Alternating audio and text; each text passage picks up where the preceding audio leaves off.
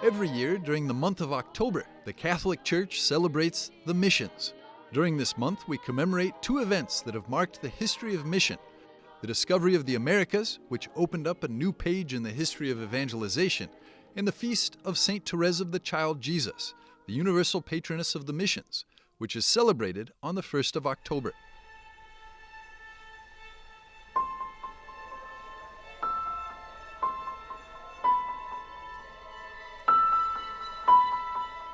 On the second to last Sunday of October, the culminating moment of the missionary month, World Mission Sunday, is celebrated. For this occasion, the Pope sends a message out to the entire Church. This year, 2022, Pope Francis remembered the three foundations that sustain and nourish the evangelizing mission: the universality of the call to bear witness to Christ, the perennial newness of this mandate, and the necessity of the strength of the Holy Spirit so that this mission might bear fruit. Therefore, we can affirm that the Church cannot exist without the missionary dimension.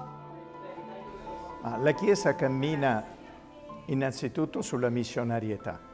The Church moves above all on mission. If this is missing, the Church cannot progress. So this last, and I would say also the first commandment of Jesus, go and announce the gospel.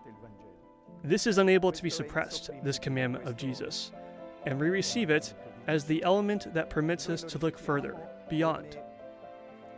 Here then begins the mission of the Church. But what thing does the Church bring? The fundamental mystery, the mystery of Jesus? And it's not just a matter of the historical Jesus. Remembering what Jesus said and did, this can be done with many historical personages, but also with the reality that is evident.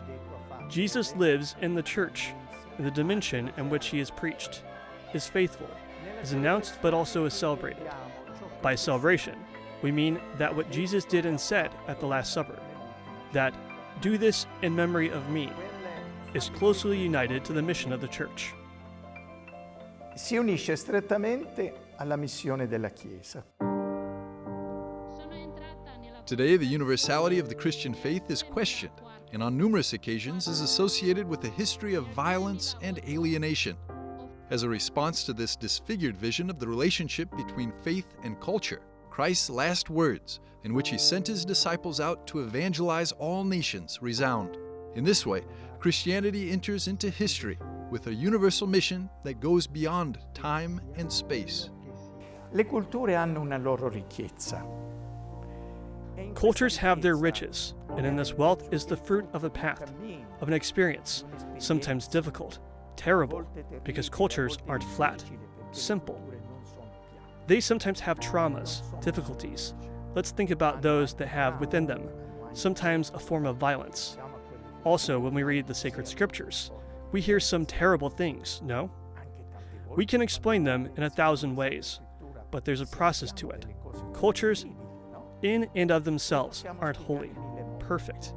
They need to be leavened. For this, Jesus also in the parable, in the comparison of the yeast that is fermented in the dough, this culture, this flour, doesn't remain such.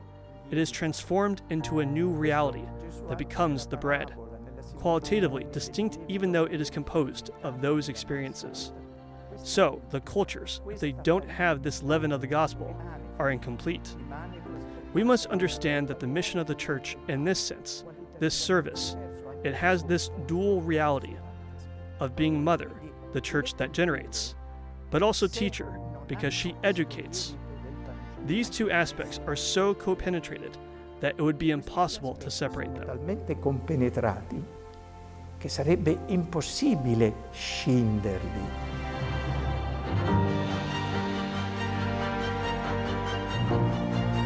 The necessity of caring for and nurturing the missionary dimension of the Church led 400 years ago, in 1622, to Pope Gregory XV's decision to found a pontifical organism at its service, the Congregation of Propaganda Fide, today known as the Congregation for the Evangelization of Peoples.